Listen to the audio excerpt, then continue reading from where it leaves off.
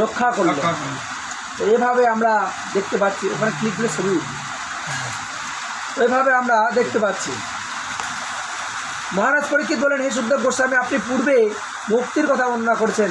সেই পথ অনুসারে পূর্বে করে বিশ্ব ব্রহ্মাণ্ডের সর্বোচ্চ লোক ব্রহ্মলোকে উন্নতি হওয়া যায় এবং সেখান থেকে ব্রহ্মার চিৎ জগতে উন্নতি হয় এবং জীবের জন্ম মৃত্যু নিবন্ধক মুক্তি লাভ পাওয়া যায়। এখানে মহারাজ পরীক্ষিত তিনি ছিলেন মহান বৈষ্ণব, তিনি ভাগবতমে তিনি খুব সুন্দর আলোচনা করেছেন।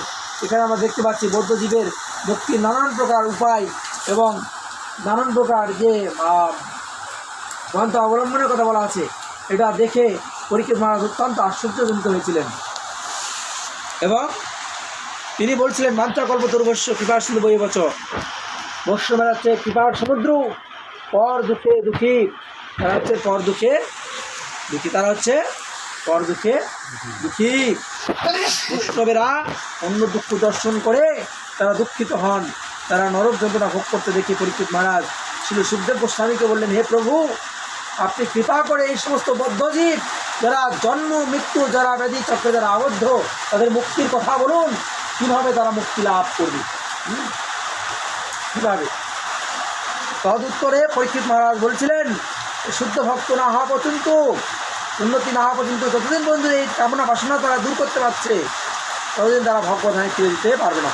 কেবল শুদ্ধ ভক্তির মাধ্যমে, কেবল নববিধা ভক্তির মাধ্যমে, শ্রবণ কীর্তনের মাধ্যমে এবং ভগবত ভক্তি অনুশীলনের মাধ্যমে ত্যাক্তাদাহং পুণ্যজন্ম নৈতু নাম একুশ অর্জুন, হে অর্জুন, আমার এই 14 ভবন পরিবর্তনশীল, কিন্তু যারা কি আমার ভগবদ্ধামে ফিরে যায় তাদেরকে আর পুনরায় জড়জগতে আসতে হয় না। তাই পরীক্ষিত মহারাজ ছিল সুখদেব গোস্বামীর কাছ থেকে এই মুক্তির পথ সম্পর্কে শ্রবণ করতে আগ্রহী হয়েছিলেন।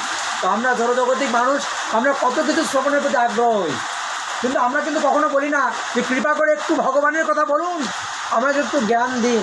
কিন্তু আমরা কি বলি, আমি কিভাবে ধন উপার্জন করব, কিভাবে টাকা উপার্জন করব, কিভাবে বাড়ি গাড়ি ব্যাংক কীভাবে উন্নতি করব। কিন্তু আমরা এখানে পরীক্ষিত মহারাজ দেখুন, অপরের দুঃখ দেখে তিনি সুখদেব গোস্বামীকে বলছেন, হে মহাত্মা, আপনি কৃপা করে বলুন এই সমস্ত বৌদ্ধ যে দুঃখ পাচ্ছে, কষ্ট পাচ্ছে, তারা কীভাবে তারা মুক্তি লাভ করবে। তো ঠিক বলছি? আমরা বাইরে কারোর সঙ্গে দেখা হলে কী বলে, প্রভু আপনি এত ব্যবসা বাণিজ্য করছেন, দিন এত ভালো যাচ্ছে, কীভাবে এত টাকা পয়সা উন্নতি করছে, আমাকে একটু বলুন, আমাকে একটু বুদ্ধি দেন, কী করব, হ্যাঁ বলে না? কিন্তু পরীক্ষিত মহারাজ কী করলেন, জড়জগতের দুঃখ দেখে কি নিবারণের চেষ্টা করলেন, কি কিন্তু আমরা দুঃখ নিবারণের চেষ্টা না করে আমরা জানবার চেষ্টা করছি কীভাবে আমার উন্নতি হবে। কিন্তু যার কাছে জানছে সে তাকে উন্নতির একটা উপায় বলে দিচ্ছে। এখন উন্নতির উপায় বলে দিয়ে মানে কি, তার ঘাড়ে একটা বোঝা চাপে দিচ্ছে। দেখি যে যেমন কারো হয়তো অসুখ হয়েছে, তো বলছি প্রভু আমার খুব অসুখ হয়েছে, কীভাবে ভালো হওয়া যায়, বা তখন সে কী করলে একটা ভালো অফিসারকে বললো যে অমুক জায়গায় আমি চিকিৎসা করতে ভালো, কিন্তু ওখানে গিয়ে অনেক চিকিৎসা ব্যয়বহুল।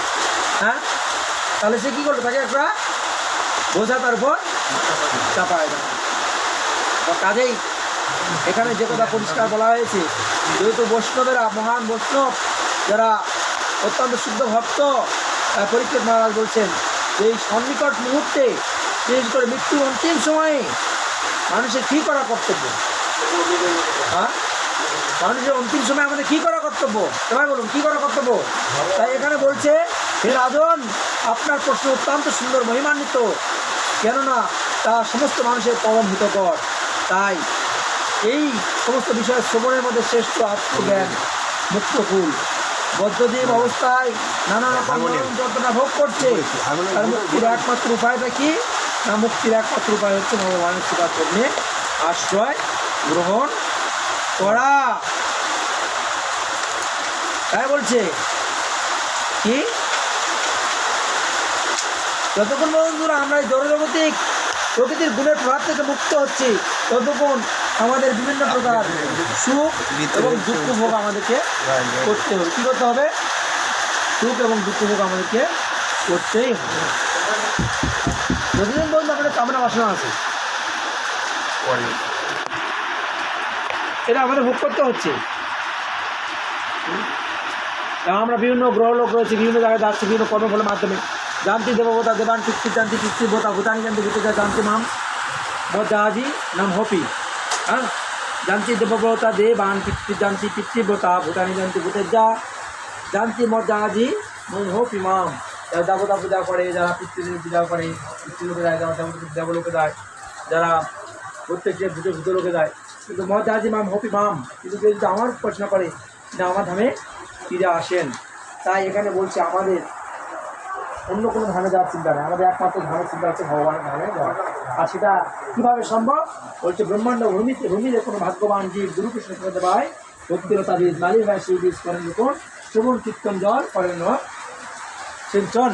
শ্রবণ কীর্তন জল যদি কেউ নিয়মিত শ্রবণ করে আর শুদ্ধ সাধু গুরু বৈষ্ণবের কৃপা যদি কারো লাভ হয়, তাহলে সে এই জন্মেই ভগবানের কৃপা লাভ করতে পারে। এই জন্মে বলেন হরি বল, হরি বল, হরি বল।